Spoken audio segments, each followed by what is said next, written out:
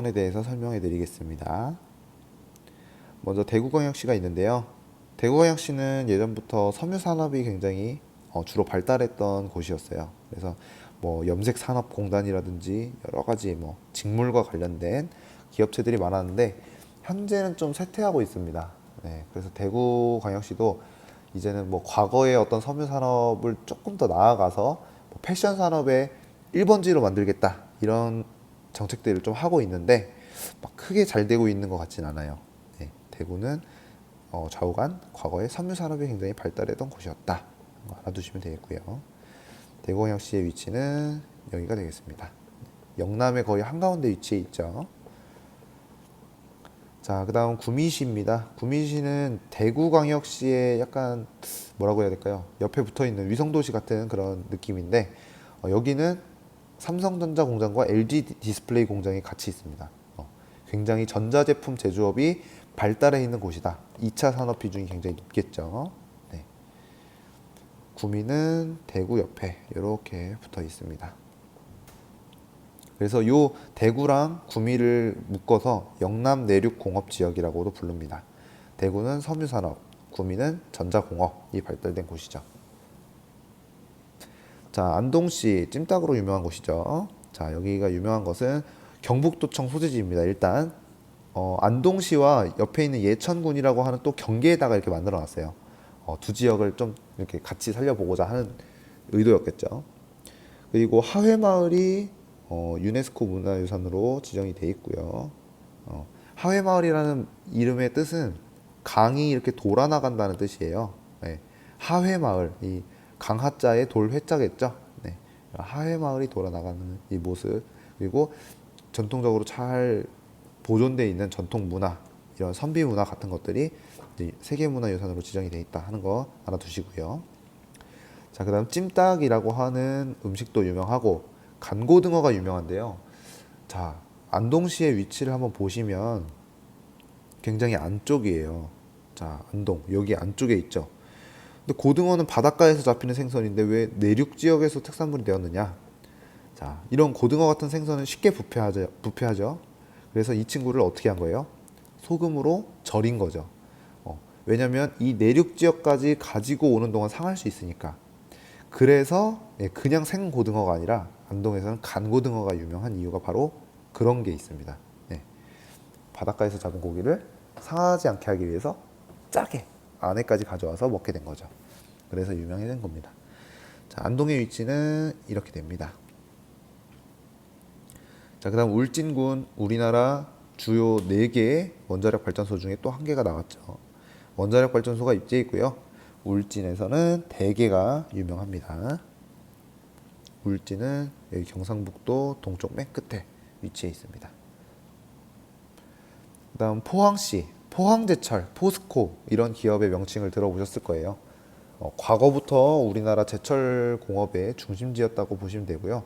제철 공업은 말씀드렸다시피 원자재가 다 수입이에요. 그래서 수입할 때 이제 배로 많이 실어오지 않습니까? 그래서 원료 수입에도 쉽고 만들어낸 철 제품을 수출하기에도 쉬운 바닷가에 주로 입지해 있는 것을 보실 수 있습니다. 자, 포항은 여기에 위치해 있고요. 우리나라 반도의 모양을 흔히 얘기해서 호랑이의 모습에 빗대는 경우가 많이 있어요. 근데 그랬을 때 호랑이의 꼬리에 해당하는 부분이 이제 여기 볼록 튀어나온 이 부분이거든요. 그래서 여기 가면은 여기도 일출 명소예요. 포항의 호미고지라고 하는 이 바다 쪽으로 볼록 튀어나가 있는 곳을 우리가 고지라고 부르는데 호랑이의 꼬리 부분에 해당하는 곳, 그래서 호미곶이라고 하는 부분이 유명합니다. 관광지로. 자, 그럼 경주시, 여러분들도 아마 다 알고 계시리라 생각이 되는데요. 경주시는 원자력 발전소도 입지해 있고요. 그 다음에 원자력 발전을 하고 나면 폐기물이 나오거든요. 근데 그게 방사성을 띠고 있어서 굉장히 위험하잖아요.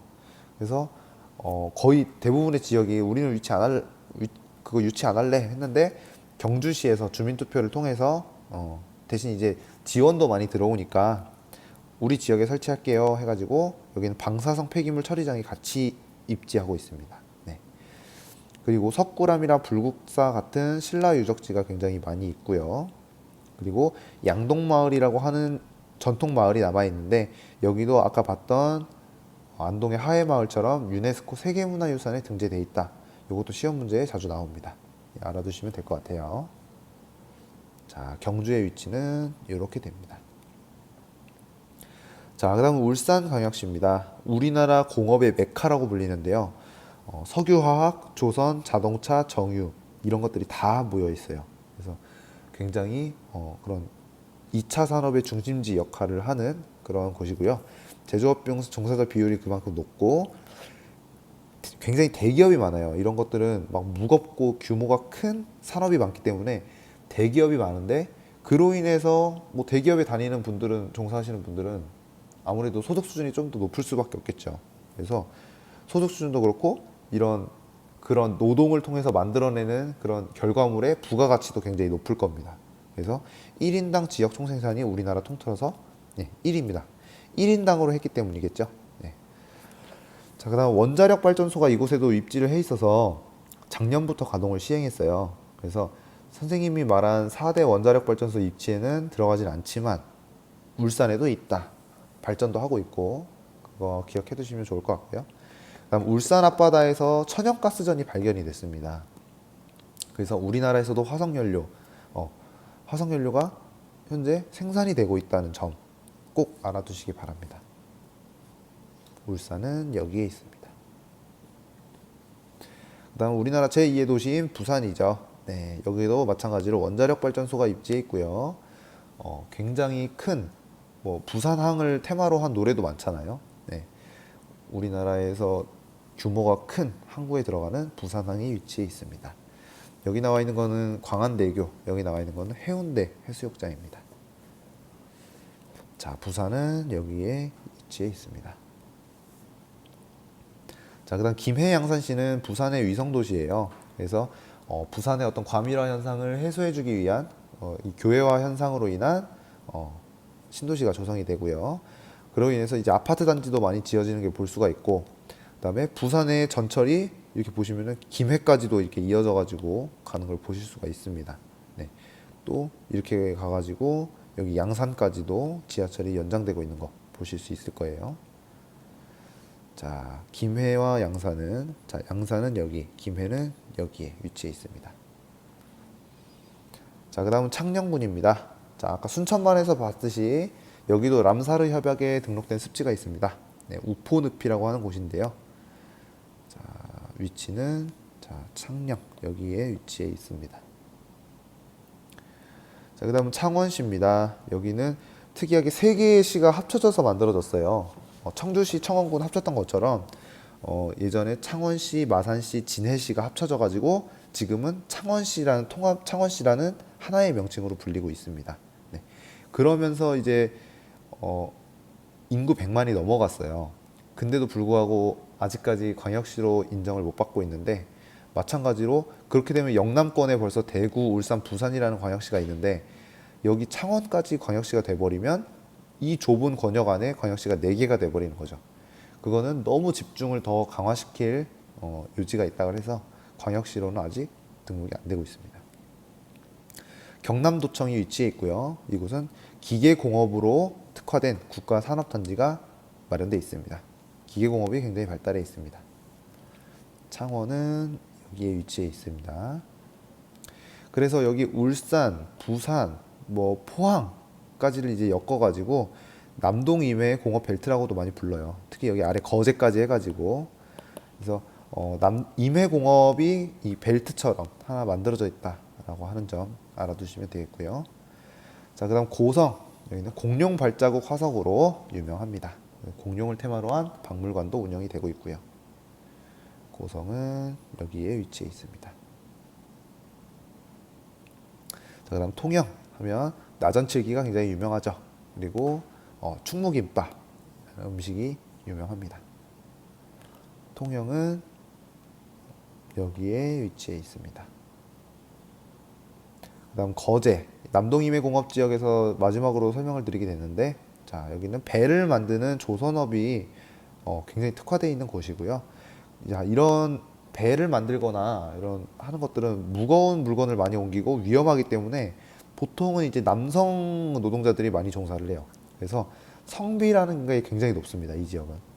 성비는 여성 100명당 남성의 수를 이야기하는데 성비가 굉장히 높다는 것은 남자가 더 많다는 얘기죠. 굉장한 남초 도시다.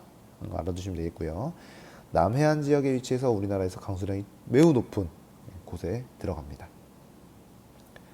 거제는 여기에 위치해 있습니다.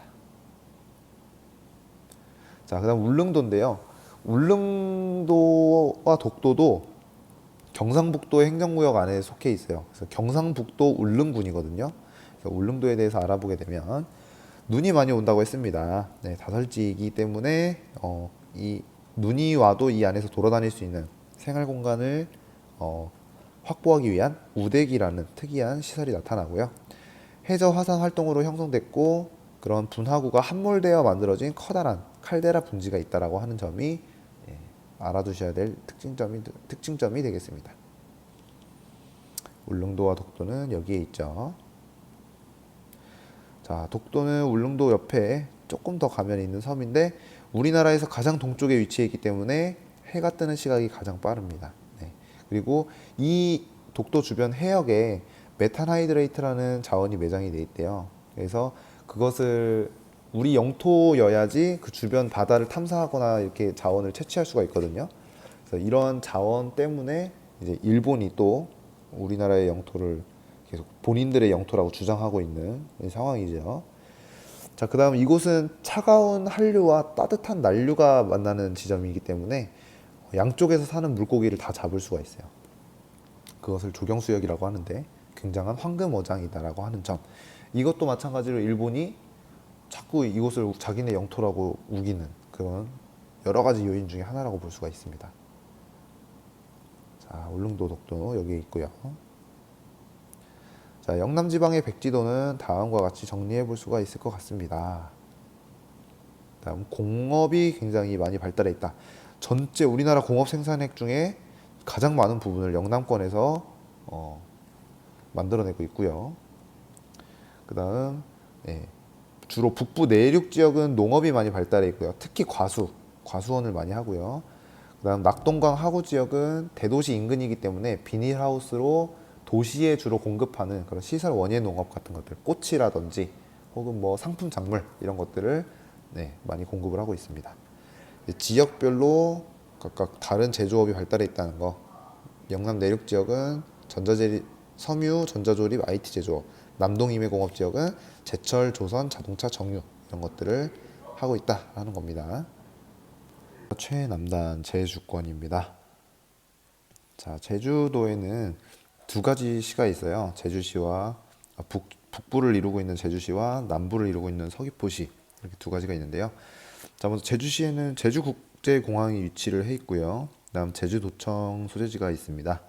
제주도는 특별자치도라고 해서 다른 이제 도 지역과는 다르게 어떤 외교권과 군사권, 외교, 국방 이런 부분을 제외하면 다 이제 그것을 자치적으로 해결할 수 있는 특별자치권을 이제 부여받아서 특별자치도로 지금 명명되어 있습니다. 자, 그리고 선생님이 좀 특이하게 봐야 될 것을 이제 마이스 산업이라는 걸 넣어놨는데요. 마이스는 뭐냐면 미팅, 인센티브, 그다음에 컨벤션, 마지막 익시비전. 맞춤법이 맞나요? 네. 스펠링이 틀릴 수도 있습니다. 자, 이 네 가지 산업을 통틀어서 앞 글자만 따가지고 마이스 산업이라고 부르는데 제주도가 굉장히 이제 자연 환경도 빼어나고 기후 자체도 온난하잖아요. 뭔가 이게 휴양을 즐기거나 이렇게 막 약간 특별한 날에 이렇게 뭔가를 열기에 모임이나 이런 걸 갖기가 굉장히 좋은 그런 기후 조건과 지형 조건을 가지고 있는데 이런 것들을 제주에서는 활용을 해가지고 뭐 이런 박람회라던가 아니면 전시회, 그다음에 뭐 기업들 간의 어떤 미팅 이런 것들을 혹은 뭐 포상 관광, 우리 드라마 잘 되면은 막 뭐 푸켓 같은 데 보내주고 제작진 막 그러잖아요.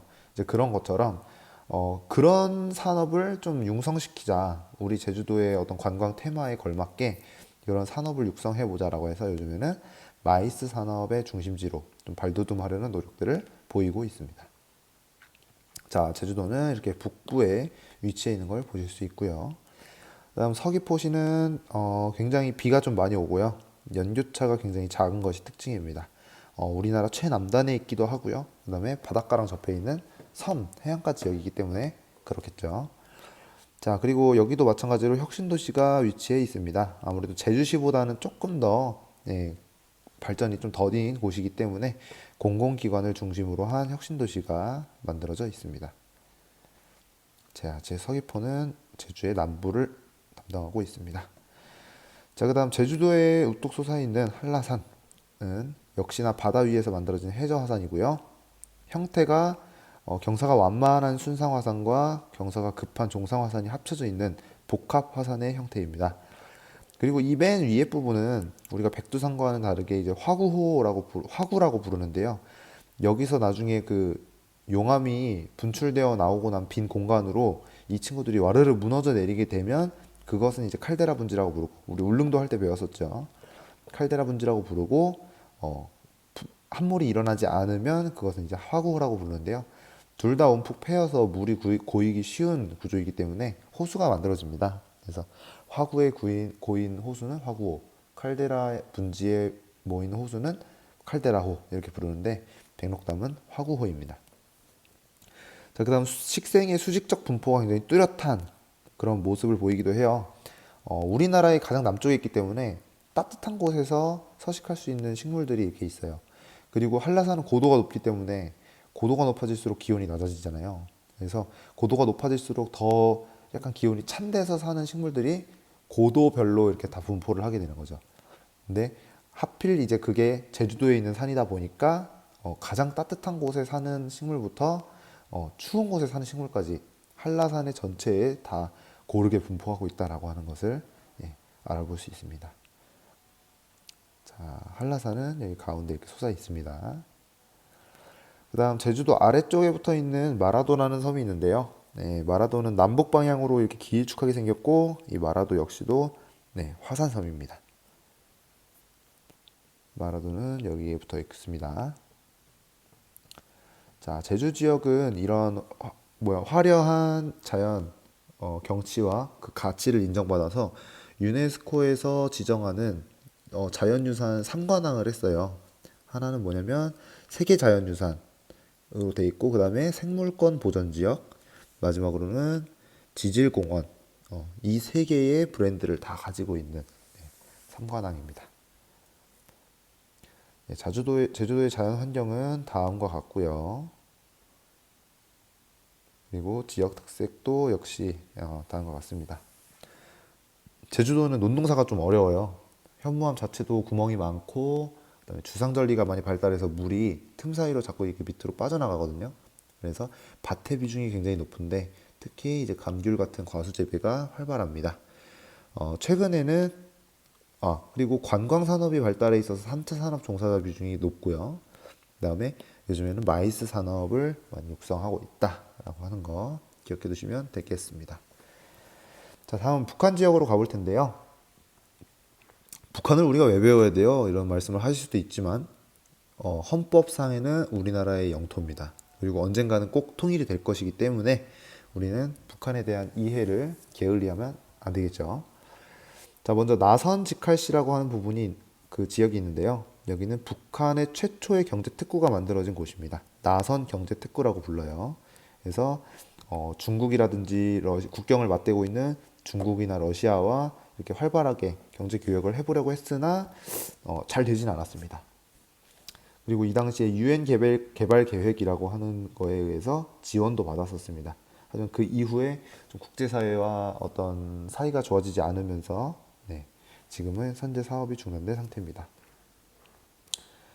자, 우리가 나중에 한반도를 다른 나라와의 교역 기지로 활용할 때 이렇게 중국 방향 축을 하나 한 게 있고요. 그다음 러시아 축으로 가는 이 두 가지 축이 있는데 이 나선 직할시는 아마도 러시아 쪽 축을 많이 담당하게 될 가능성이 큽니다. 자, 나선 특별시는 여기에 있습니다. 자, 다음 백두산이고요. 한라산과 마찬가지로 복합화산입니다. 경사가 만만한 순상화산과 급경사의 종상화산으로 이루어져 있고요. 그다음 아까 전에 봤던 것처럼 백록담과는 다르게 함몰이 일어나서 여기는 칼데라호가 만들어져 있는 걸 볼 수 있습니다. 한라산 정상부를 우리가 백록담이라고 부르듯이 백두산의 정상 부분을 우리는 천지라고 부릅니다.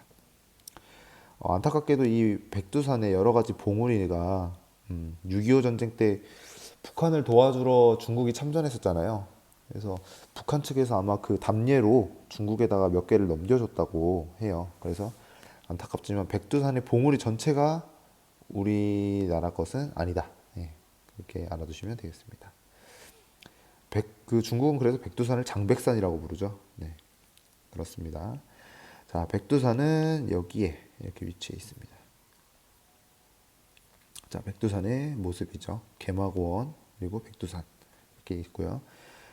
가장 북쪽에 있는 이 지역이 바로 중강진입니다. 가장 위도가 높고 그다음 내륙 지역에 위치해 있기 때문에 네, 내륙은 비열이 작아서 엄청나게 추울 때는 굉장히 춥고 더울 때는 또 굉장히 덥거든요. 그래서 이곳이 한반도의 연교차가 최대인 지역이다. 네, 라고 알아두시면 될 것 같습니다. 자, 중강진은 여기에 있습니다. 자, 그 다음은 청진시인데요.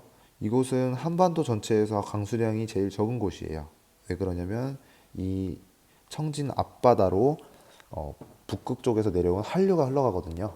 그래서 굉장히 어떤 공기의 흐름이 굉장히 이렇게 상승하지 않고 아래에 착 가라앉아 있어요.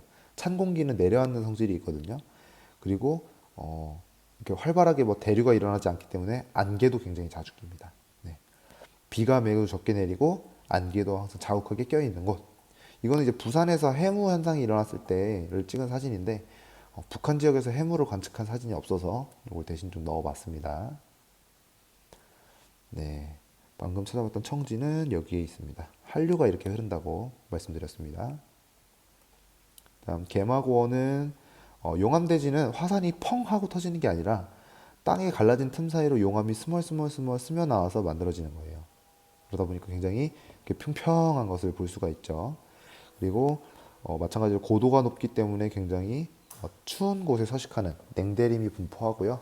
그리고 토양이 따뜻해야 이렇게 막 분해도 잘 되고 비도 많이 내려야 풍화도 잘 되고 할 텐데 여기는 그런 작용이 좀 미약해서 회백색의 그런 풍화가 조금은 덜 진행된 그런 토양이 나타나고 있습니다.